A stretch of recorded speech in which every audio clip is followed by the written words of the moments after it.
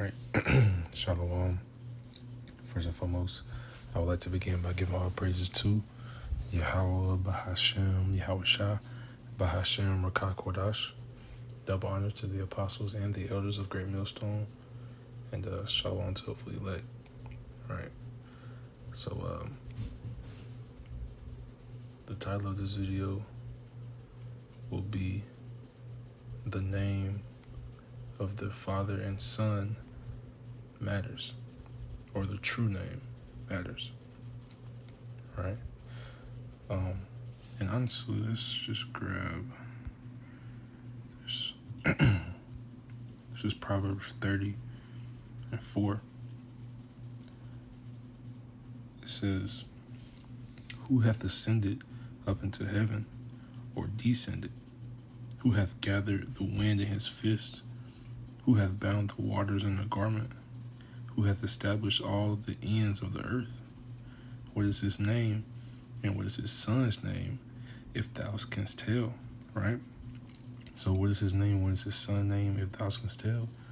The name of the Father is Yahweh, not Yahweh, not Jehovah, not God, not any of the other names, right? And then his son's name is Yahweh Shah, not Yeshua, not Joshua, not Jesus, not Christ, not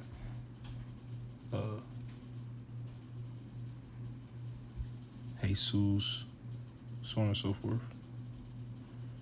Right? So I'm gonna play this video. I'm gonna let it rock. Why is it that you still use the name Jesus Christ? Because the historical Jesus Christ name wouldn't have been Jesus Christ. Actually, in the Hebrew language, there's not even a phonetic representation or anything hard consonant sound. We're talking about Hebrew people, where the name of God is Yahweh, where the name of Jesus is Yeshua, and the names are Messiah and soft consonant sounds. And it's funny that you can make so much assertions, but you don't allow for that one image to be broken down as well. And my question then is, why haven't you?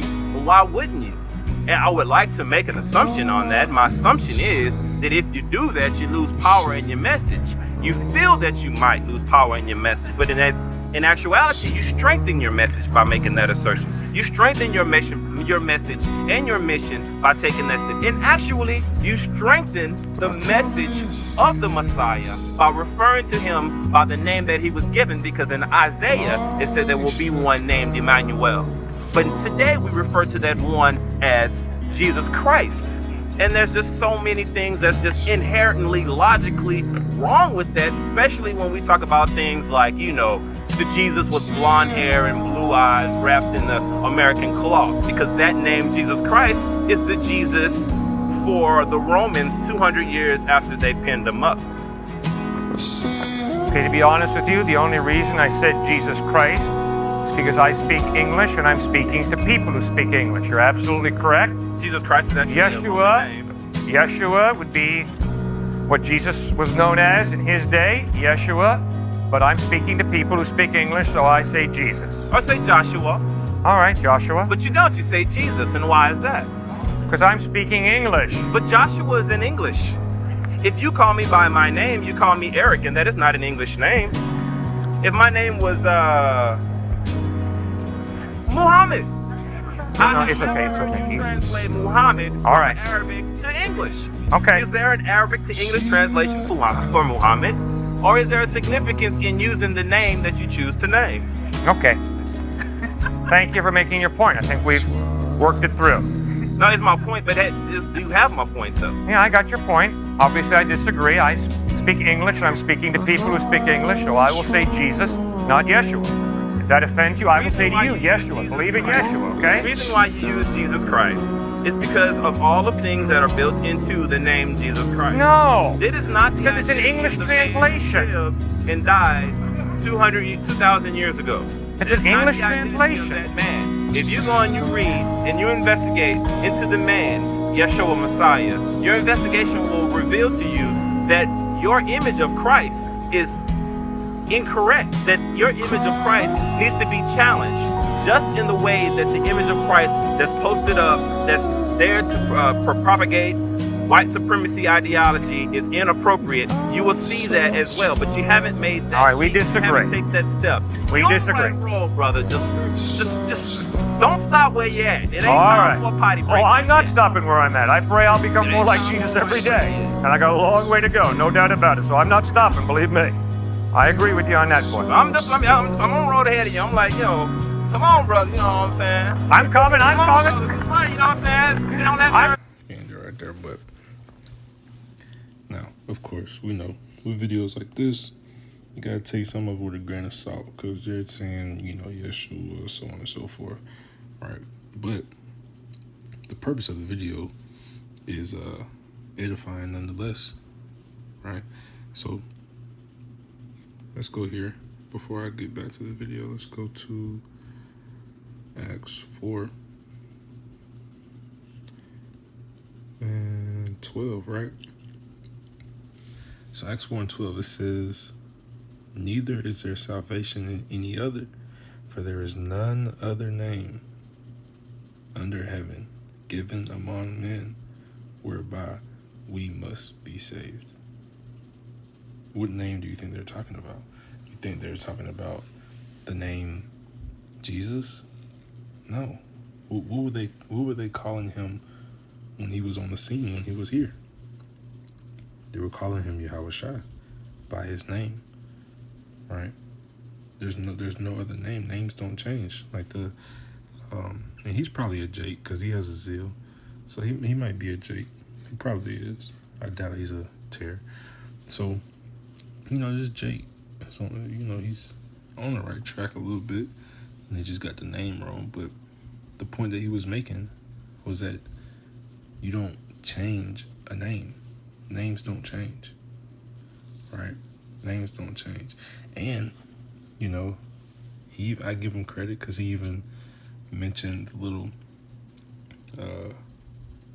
a fatal flaw in, you know, your modern day doctrine, right? Because, okay, for shits and giggles, let's say that the name was Yeshua, which is not, but let's say it was. The English translation to that is Joshua. Why? How do we know this? Because his name was supposed to be the same as Joshua back in the Old Testament, because they have the same meaning. He delivers, right?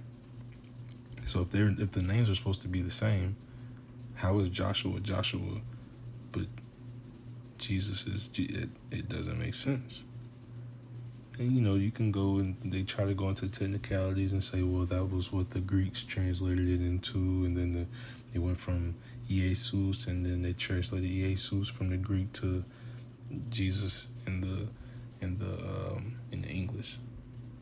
But again, make it simple, plain and simple. Names do not change.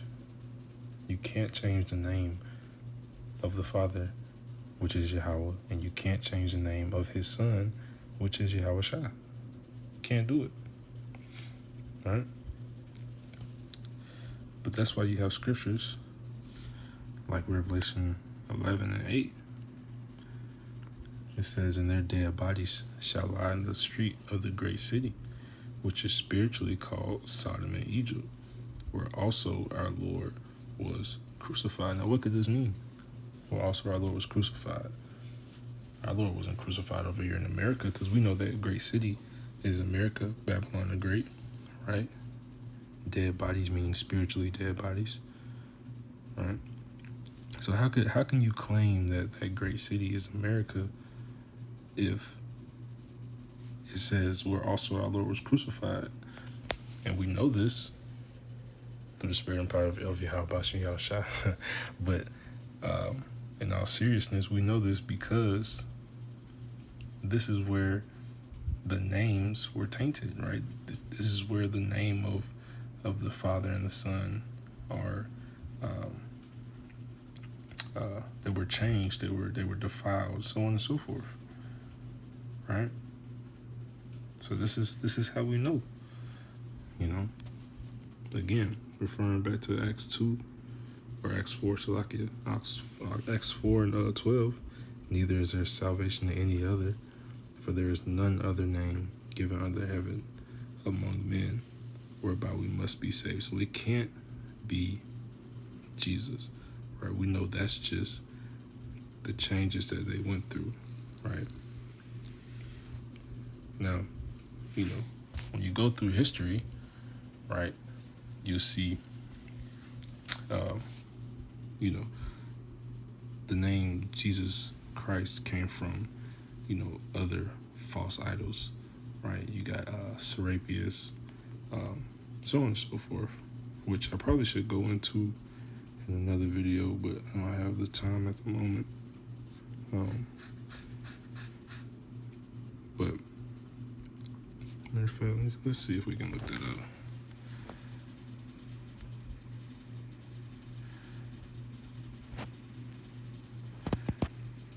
Serapis Christus. This is just one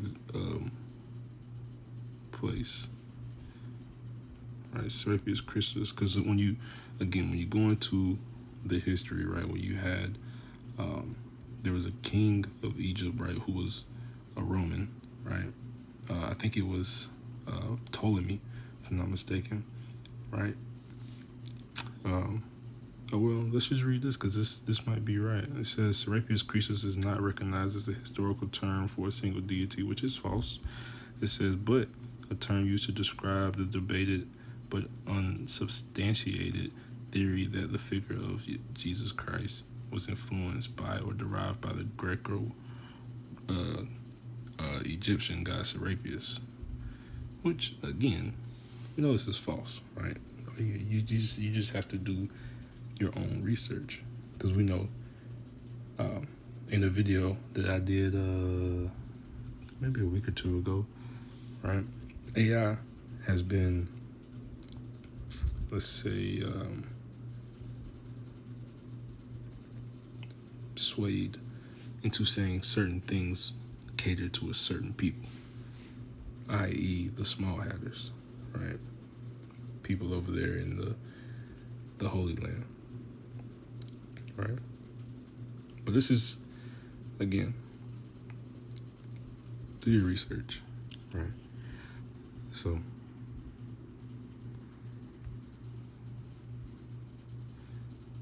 I'm gonna skim through it a little bit. As he says,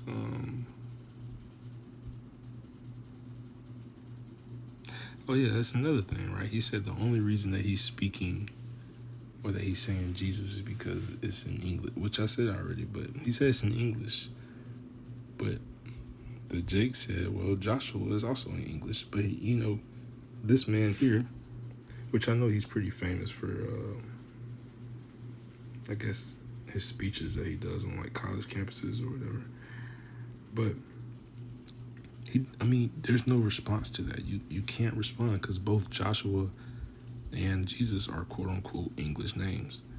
So if they were derived from the same Hebrew name, how do they have different names in English? Don't make sense. Don't make sense at all. But we'll end it right there. Lord willing, this was edifying. And end by giving all praises to Yahweh, Bahashem, Yahushua, Bahashem, Rakakodash. Double honors to the apostles and the elders of Great Millstone. And shalom to the fleet leg.